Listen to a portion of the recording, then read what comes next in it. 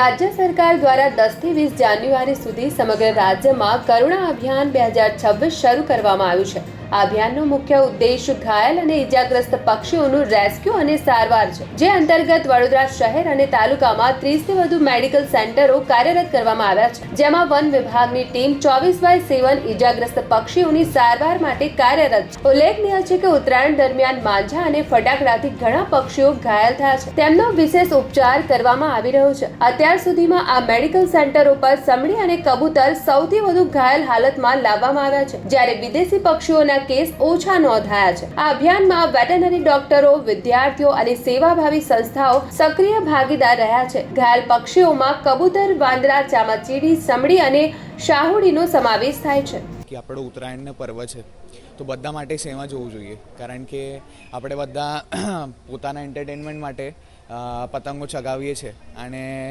ઘણા બધા આવું પણ લોકો હોય છે કે જાણે બૂજીને બર્ડ્સને હાર્મ પહોંચાડીએ છીએ અને બર્ડ્સ માટે કોઈ પણ કન્સર્ન નથી। તો આપણા જેવા યુવાઓ છતાં જે પણ લોકો હોય એમની અંદર અવેરનેસ હોવી જોઈએ કે બર્ડ્સ કાં તો એનિમલ હોય એમનો પણ જીવ આપણે સાચવું જોઈએ। તો તમે આજે ઉત્તરાયણ તો લોકો યુવાઓ તો ખાસ ટેરેસ પર મસ્તી કરતા હોય છે, તો તમે સેવાનો યજ્ઞ પૂરો કાઢો છો, સોસાયટીને શું મેસેજ આપવા માંગો? સોસાયટીને આ જ મેસેજ આપું છું સાહેબ કે ઉત્તરાયણ ખાલી આપણા માટે નથી, બધા જ સજીવો માટે છે।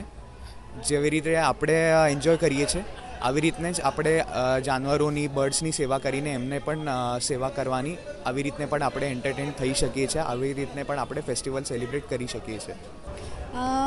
લોકો માટે તો હું એટલું કહીશ કે આપણે ઉત્તરાયણ ઉપર પતંગ ચગાવવાની જે મજા માણીએ છીએ, પણ એમાં અબોલ પક્ષીઓ અને પશુઓ બંને દોરીથી ઘવાતા હોય છે, પરંતુ આ વર્ષે લોકજાગૃતિ પણ એટલી વધારે અમને જોવા મળી છે, તો અવેરનેસના લીધે ઘણા જ ઓછા કેસ જોવા મળ્યા છે।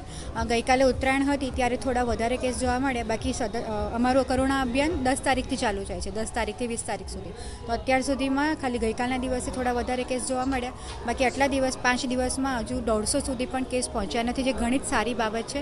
તો હું લોકોને એવું કહેવા માંગીશ કે આવી નવી બાબત તમે આવનારા વર્ષોમાં પણ જાળવી રાખો, તો આપણે પક્ષીઓ અને પશુઓને ઘવાતા બચાવી શકીએ।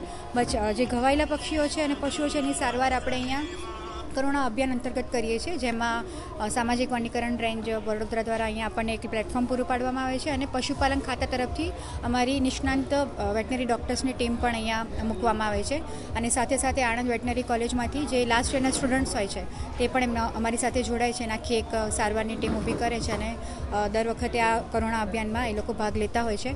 પણ આ વર્ષે જે જાગૃતિ જોવા મળી છે, એવી ને એવી જાગૃતિ આવનારા વર્ષોમાં પણ જોવા મળે તો આપણે આ જે ઘવાયેલા પક્ષીઓ અને પશુઓ છે એની સંખ્યા ઘણી ઓછી કરી શકીએ છીએ। વધારે કયા પક્ષીઓ વધારે તો કબૂતર જ વધારે જોવા મળે, કેમ કે આપણી આસપાસ કબૂતર વધારે રહેતા હોય, એટલે બીજામાં પોપટ છે, કાગડો છે, મેના છે, અને જો યાયાવર પક્ષીઓની આપણે વાત કરીએ જે માઇગ્રેટરી બર્ડ્સ છે એમાં બતક છે અને બીજા પેરેગ્રીન ફાલ્કન છે, એ બધા જોવા મળતા હોય છે। પણ આ વર્ષે માઇગ્રેટરી બર્ડ્સ એનું પણ પ્રમાણ ઓછું જોવા મળ્યું છે।